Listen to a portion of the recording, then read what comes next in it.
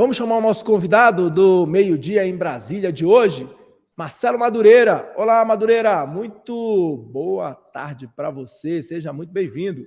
Bom meio-dia para todos nós, né, Kenzo, e para aqueles que nos acompanham aí tão alegremente, né?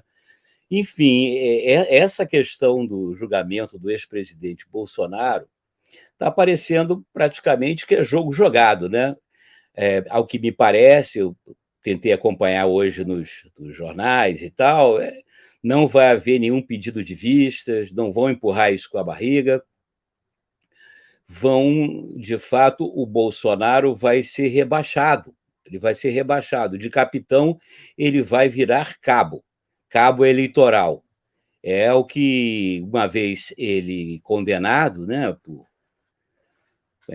pelo Superior Tribunal Eleitoral, ele vai perder a inegibilidade, né? Perder não, ele vai ser inelegível, né? Ele vai, não se ganha inegibilidade, ele vai passar a ser inelegível, portanto, ele é um político sem mandato, é um político que não pode se candidatar, é um político, portanto, também não tem verba, porque quem controla as verbas do partido dele é o Valdemar Costa Neto, a quem eu não preciso fazer nenhum comentário.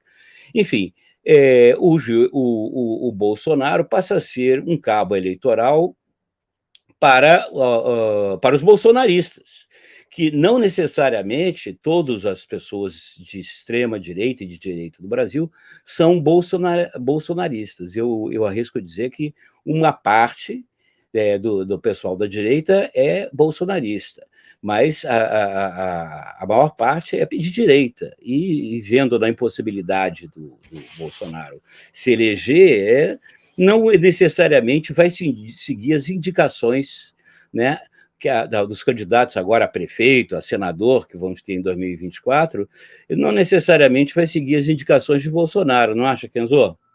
Olha só, Madureira, pois é, a gente vai acompanhar o desdobramento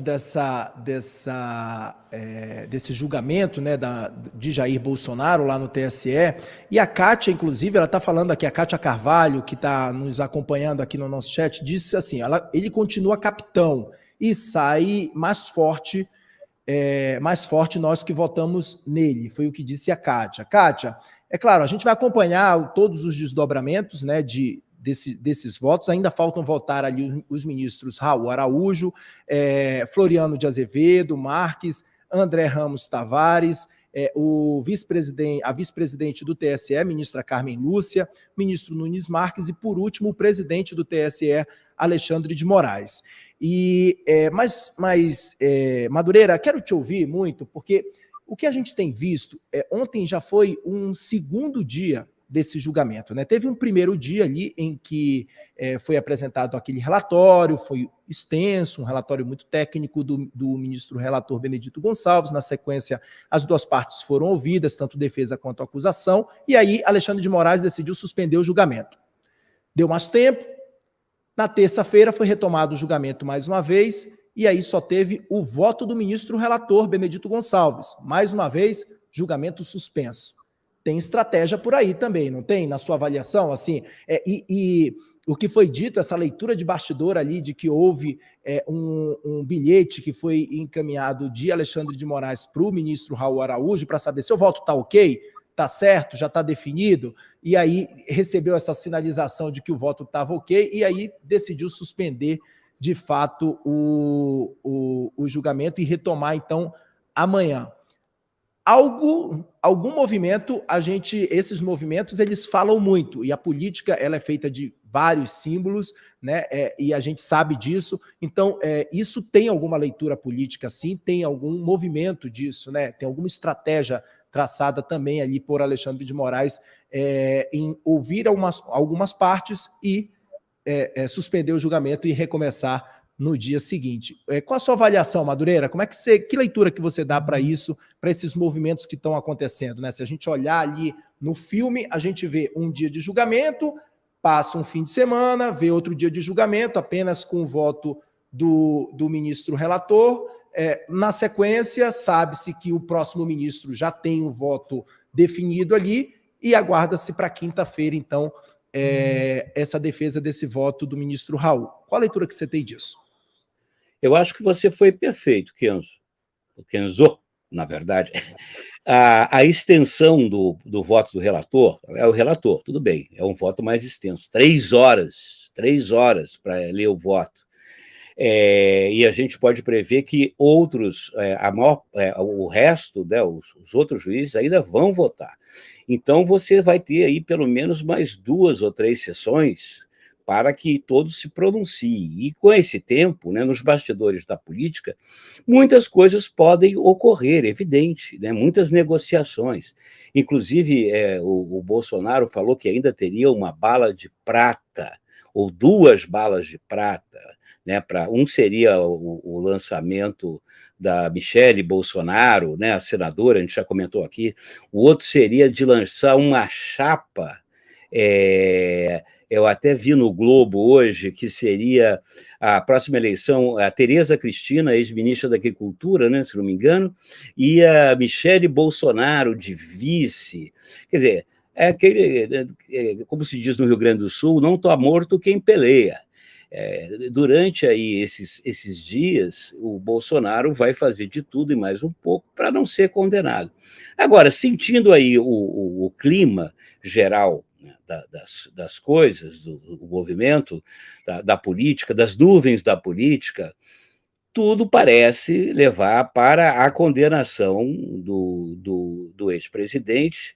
Provavelmente não vai ser unânime, né? Tem o ministro Marques, que foi eleito por ele e é muito próximo do ex-presidente Bolsonaro, mas pelas pessoas que eu tenho conversado aí, né, que eu tenho trocado, são pessoas mais dentro da política, Kenzo, tudo indica que o Bolsonaro, eu insisto, né, vai ser rebaixado a cabo eleitoral, de capitão para cabo eleitoral. E cabo eleitoral cada vez com menos munição, né? Quer dizer, munição já não tem nenhuma. Não tem Porque ele verba. não tem mandato, né, Madureira? Não vai ter mandato, né? Não vai ter direito político, Isso, né?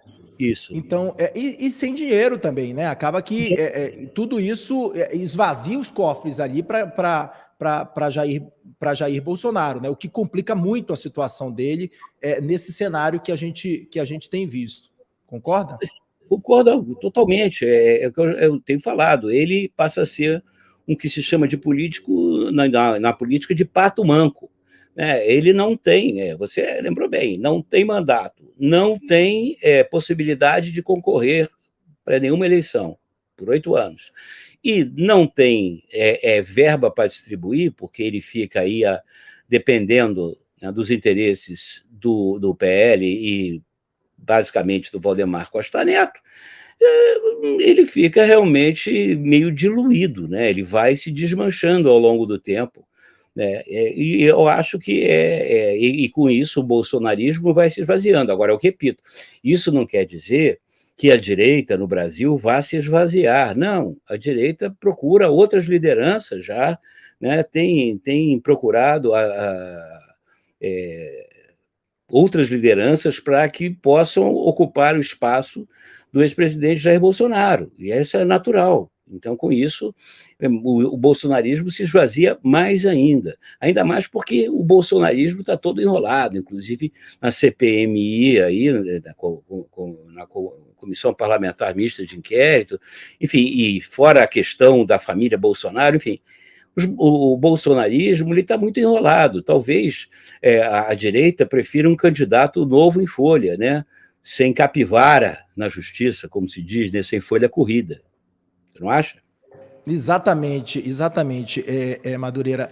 E é claro que a gente, inclusive, tem um movimento que está acontecendo hoje para contrapor o grupo esquerdista Foro de São Paulo, né? Padre Kelmo está jogando ali e titulando ali, na verdade, criar um grupo, já foi criado, inclusive, esse grupo, o Foro do Brasil, já a gente vai falar sobre isso, mas, Madureira, quero destacar um trecho do voto do ministro Benedito, que ontem, acompanhando alguns trechos desse julgamento de ontem, Benedito, ao votar pela inelegibilidade de Bolsonaro, ele disse assim, um ponto me chamou bastante atenção, que ele fala, a banalização do golpismo meramente simbolizada nesses autos pela minuta que propunha intervir no TSE é um desdobramento grave de ataques infundados ao sistema eleitoral de votação. Ou seja, nessa frase ali, o ministro Benedito ele dá todos os contornos, de fato, de como foi tudo, na leitura ali do ministro relator, tudo foi muito orquestrado, né, muito antes do processo eleitoral, os ataques que aconteceram durante o processo e pós-processo, que culminou, inclusive, em todo os desdobramentos que a gente viu desde a redemocratização, o maior ataque às sedes dos três poderes no dia 8 de janeiro. Levantei essa bola para você porque eu quero te ouvir sobre esse ponto, esses contornos que foram dados ali pelo ministro relator no voto duríssimo contra Jair Messias Bolsonaro. Você vai repetir aí os pontos? Não, posso entrar. Não, pode entrar. Eu trouxe só esse trecho aqui, que ele falando dessa banalização do golpismo, né? O ministro Benedito deixou isso muito claro, que foi meramente simbolizado ali no auto dele, no momento em que ele proferiu esse voto, pela minuta que propunha intervir, de fato, no TSE, um desdobramento de graves ataques que foram infundados do sistema eleitoral de votação.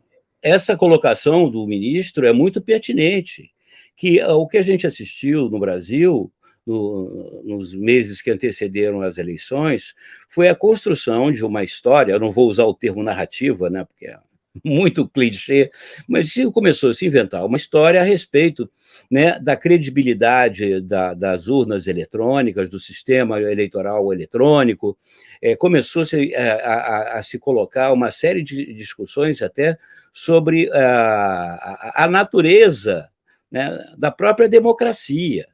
Começou-se a criar um clima para golpe no Brasil, né? Quando você desconfia, né, das urnas eletrônicas, do sistema eleitoral e de tudo mais, você coloca em suspensão a própria democracia, como funciona a democracia, quer queira, quer não. Então você começou a criar um clima de golpe, porque a alternativa à eleição só pode ser um golpe, que esse discurso, né, e outros discursos que foram feitos não só pelo Bolsonaro, com vários outros seguidores do Bolsonaro, pessoas começaram a colocar em dúvida o sistema. E, ao mesmo tempo, você está intuindo que essas pessoas estão articulando alguma coisa alternativa. E essa alternativa nós assistimos e vimos, né, o clímax dela se deu no dia 8 de janeiro, com a invasão aos prédios dos três poderes, quer dizer, uma revolta, um golpe evidente, né, em que não ficou esclarecido ainda, por exemplo, o papel exato das polícias militares, do gabinete de proteção ao presidente, né, de segurança presidencial e institucional, não ficou claro o papel das Forças Armadas, sobretudo do Exército. Então, ali ele coloca que, na verdade, essa reunião com os embaixadores, né, que essa reunião, ele foi lá para fazer proselitismo, né, ele foi lá para vender enciclopédia, como se diz, né, a reunião do Tupperware. Os embaixadores, inclusive, não podiam questionar nem duvidar do Bolsonaro, fazer perguntas esclarecedoras. Isso está no voto do ministro, né? Ele foi lá para fazer propaganda contra o sistema eleitoral brasileiro. Quer dizer, isso está dentro do escopo de um golpe. Para mim, não tem dúvida. E, Madureira, ainda tocando bastante nesse assunto, quero aproveitar muito que a nossa audiência está crescendo bastante aqui. Muito obrigado a todos vocês que estão aqui nos acompanhando, pessoal. Não se esqueça de deixar o like aqui no programa. De segunda a sexta-feira, a partir do meio-dia, a gente sempre vai trazer essas análises, então, avaliando o cenário do dia, cenários políticos, fatos importantes do dia.